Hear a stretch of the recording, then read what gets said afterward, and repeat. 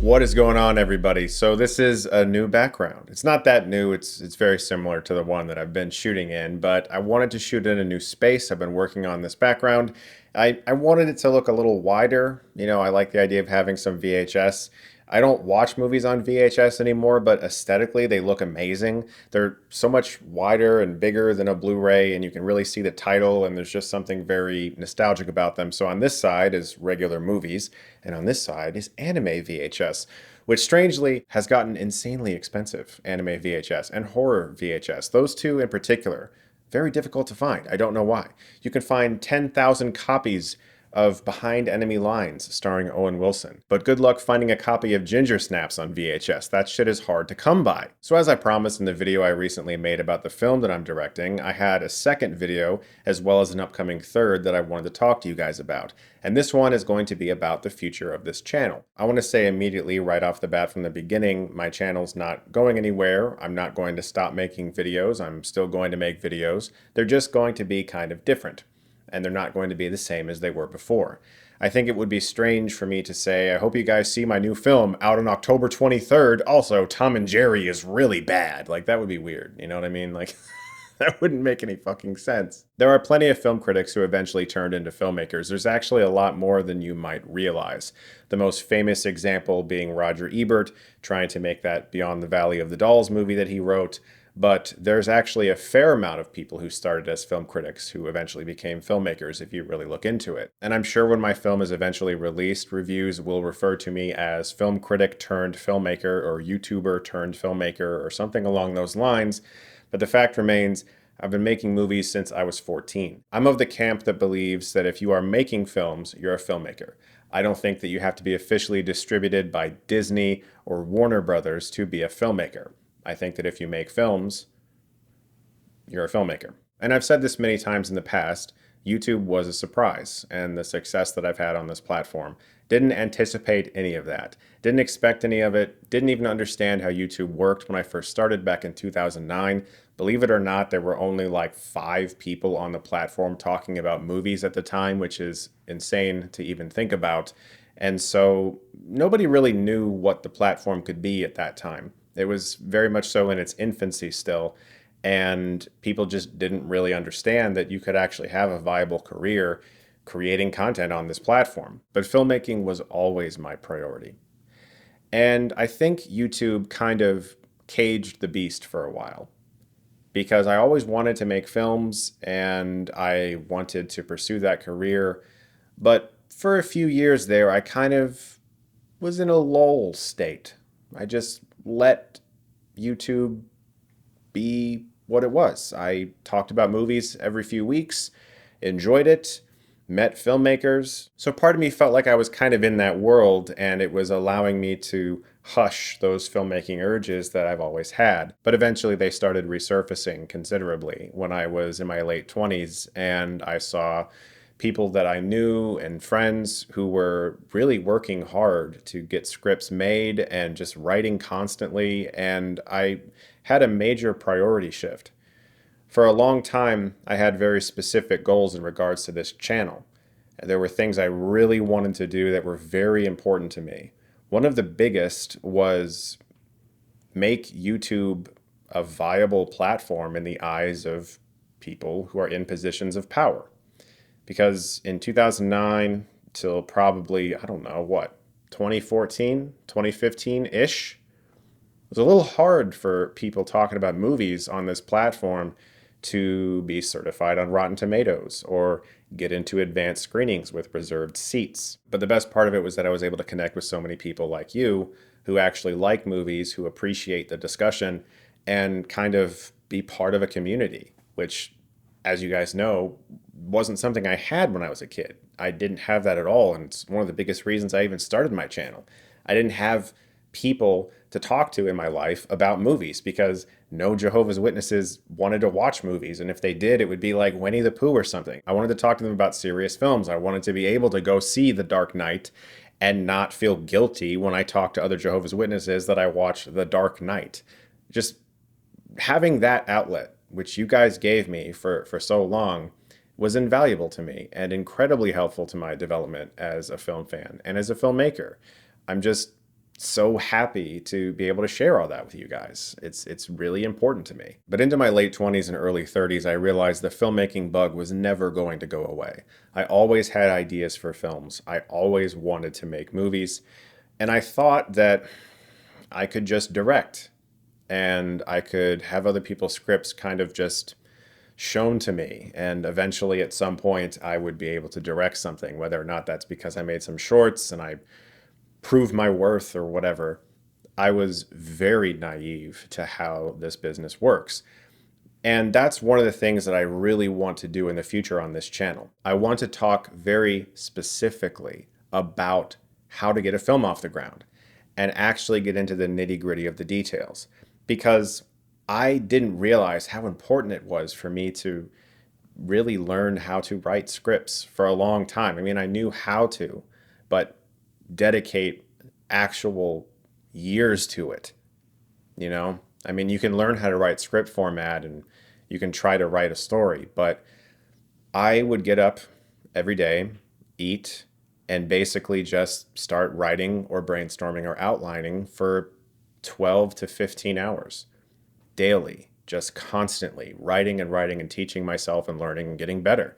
Sharing my work with others helped considerably, and a lot of writers that I know really helped me along the way to try to get me to a place where I felt confident enough to share my writing with people who potentially could get a film made. But of course, how do you get to the point where you're handing your script, or in this case, sending a PDF through email to someone who can? You can't just blind email people. They'll delete it instantly or they won't even read it. So how do you get to that point? Well, I thought mistakenly that it might be a little easier for me since I had already garnered a following. And filmmakers that I admired followed me on Twitter and I could reach out to them through private message if I really wanted to. I thought that would make it easier. I was completely fucking wrong. It doesn't matter if you have 27 million followers. If you don't have anything to back it up, that you can show them that they can read, that you wrote, that they like, none of that matters. You have to be able to write something that impresses the right people. And then they're going to take it to somebody else, and maybe that person will read it and think, oh, yeah, maybe I do see something in this. And then that person will take it to another person who's maybe another rung up the ladder and say, maybe we see something in this. And then that person will take it to a financier and says, maybe I see something in this. And then that financier will go, I wonder if I can give you a lot of money, and I wonder if I see something in this. It's actually incredibly hard. And, I mean, I'm not trying to sound negative to any aspiring filmmakers out there. All I'm saying is that it took a long time. It took many, many years to even get this film off the ground that I'm working on now. And I'm hoping to be able to have more off the ground soon. But it just was so much harder than I ever anticipated, which is one of the things I really want to talk about in the future on this channel. I want to be very clear and very open about how to do all of that. Things like making a mood board, writing a good log line. How long should your script be? How short can your script be? When should the act breaks happen? Should you even give a shit about the rules? How to get a manager? How to get an agent? Those types of things, I think not enough people are talking about. Or pitching your film, for instance, which is an art form in itself. It's very difficult to master, and you have to be moldable when you're doing it, because it's very difficult, especially for introverts. I'm very introverted. I'm not very good at all with social stuff, and I tend to have a lot of social anxiety. Making videos, even just sitting here by myself, can be difficult for me sometimes. And so pitching my ideas, you sort of have to take on this notion that your idea is good. And I have major imposter syndrome, and so I always think my ideas are not good. And it's very difficult for me to wrap my head around the idea of telling someone else my shit is good, and I want you to be able to make this and finance this and trust me. Those are the types of things I would love to make videos about. As far as movie reviews, I'm still going to talk about movies. What I'm not going to do anymore is trash filmmakers. And I know that for some people that's going to be a disappointment. And I also know that that will probably cost me some views. But I just don't enjoy it anymore. I don't enjoy talking negatively about film. It was hard to make amateur films as a kid, and I knew that.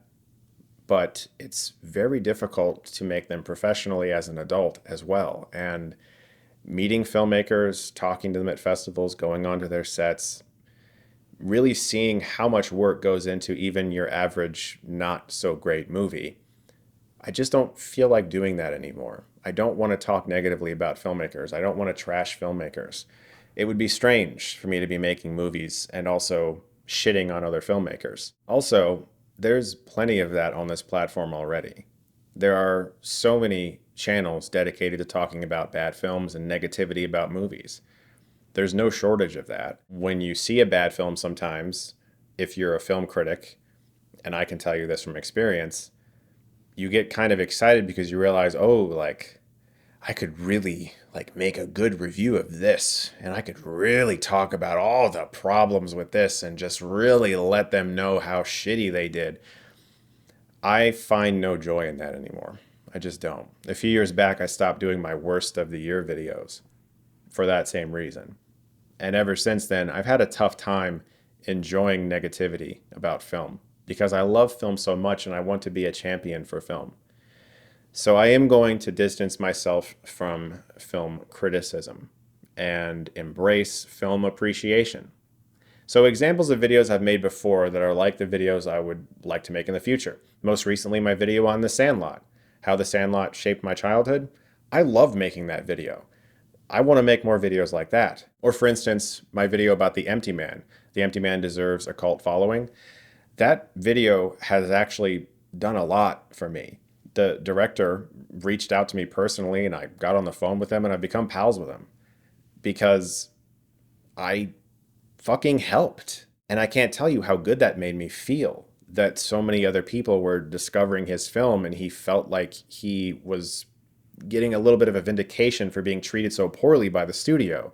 And that to me is good. Like I fucking used my powers for good in this moment and I want to do more stuff like that.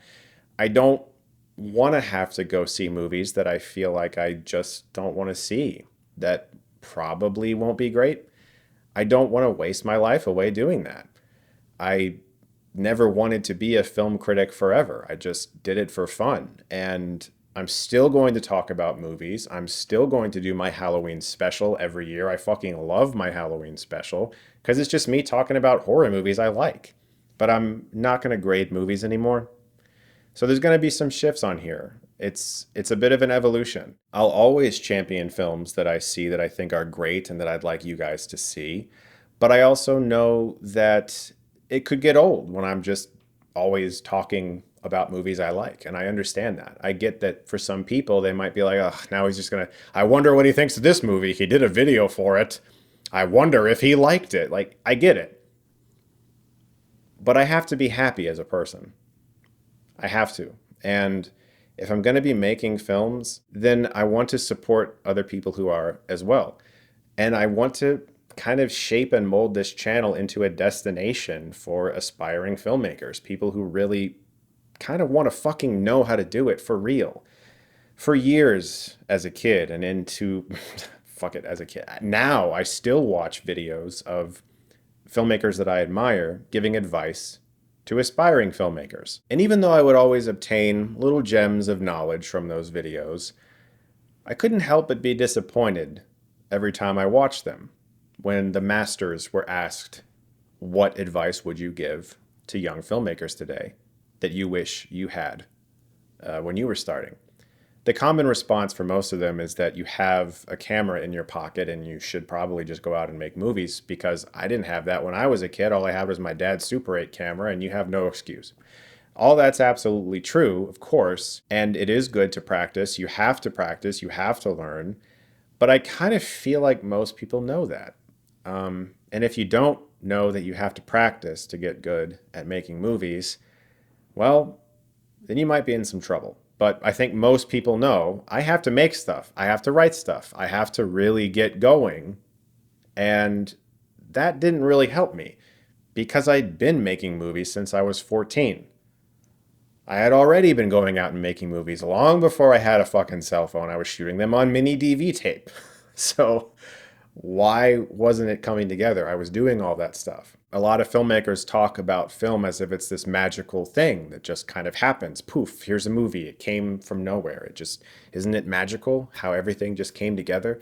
Nobody wants to talk about the actual details. I think it's because they assume it's boring, but it's fucking not. It's the shit that people really should be talking about.